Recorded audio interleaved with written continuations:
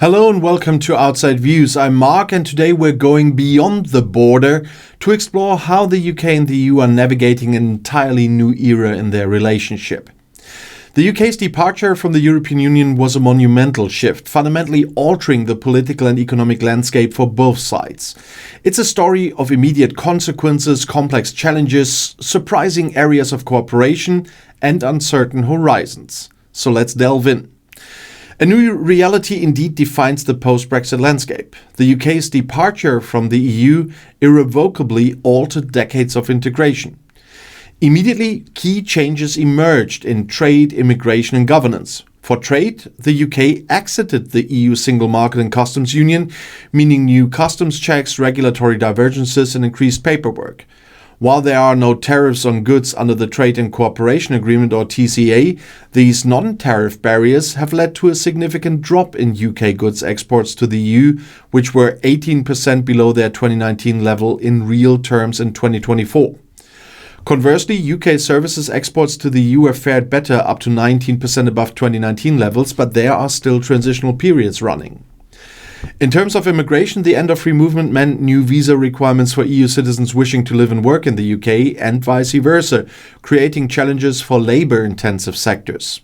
Initially, both sides faced significant adaptation challenges, from businesses struggling with new red tape to individuals navigating complex residency rules. However, it also presented opportunities for the UK to pursue independent trade policies and for the EU to deepen its own integration.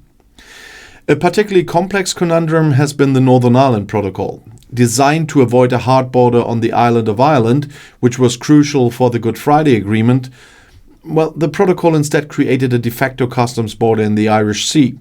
And this has led to checks on goods moving from Great Britain to Northern Ireland, causing political tensions and supply chain disruptions for some businesses and communities. The Windsor Framework, agreed in February 2023, aimed to resolve these issues by introducing a so-called green lane for goods destined to remain in Northern Ireland, reducing checks and creating a Stormont break to give the Northern Ireland Assembly a say on new EU laws in Northern Ireland only, though. The framework's implementation is gradual, with all relevant products requiring specific labeling by July 25, and despite these efforts, finding a truly sustainable resolution that satisfies all political factions in Northern Ireland, as well as both the UK and the EU, that remains a significant challenge. Despite the complexities and challenges, the UK and EU continue to find areas of cooperation, building bridges where mutual interests align. Security remains a vital area, with ongoing collaboration on counterterrorism, organized crime and cybersecurity. The TCA includes provisions for cooperation on human rights, climate change and counterterrorism, forming a basis for dialogue. In response to global events like the war in Ukraine, the UK and EU have increased their coordination, particularly on energy supply. Both sides are also pursuing similar climate change ambitions, with strategies to increase renewables and reduce reliance on fossil fuels. Scientific research continues, although the UK is no longer part of the EU's Horizon Europe programme. However, an agreement on nuclear cooperation was signed between Euratom and the UK, allowing for continued collaboration on the safe and peaceful use of nuclear energy, including the use of radioisotopes in medicines and research. And these successful examples of collaboration demonstrate the enduring importance of working together despite the political divide, especially on transnational issues that require collective action.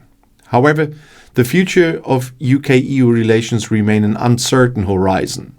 The long-term trajectory is subject to various factors. Economic interdependence will continue to play a major role. The EU remains the UK's largest trading partner, accounting for 41% of UK exports and 51% of imports in 2024. Geopolitical shifts such as global conflicts and the rise of new powers could push both sides towards closer alignment on foreign policy and defence.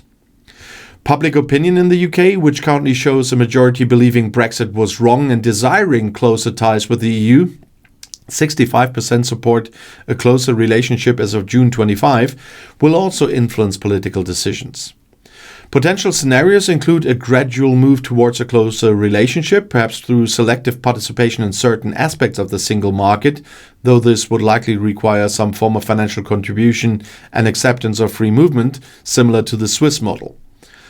Alternatively, the relationship could remain largely as it is, a continuation of the current dynamic, or even become more distant if new divergences emerge. A UK-EU summit in May 25 agreed to build on the existing trade agreement in several areas, including youth mobility, emissions trading, and agri-food trade, indicating, at least there, a pragmatic approach. In concluding thoughts, the complexities of the UK-EU relationship are undeniable. It's a dynamic that consistently requires dialogue, compromise, and a shared commitment to finding solutions that benefit both sides. The lessons learned from the initial shock of Brexit are now informing a more pragmatic approach to navigating this new era. Ultimately, the importance of a stable and productive relationship between the UK and the EU cannot be overstated, not just for their own prosperity, but also for broader European and global stability in the years to come. And if you want to know more, the next video is right here in the end screen.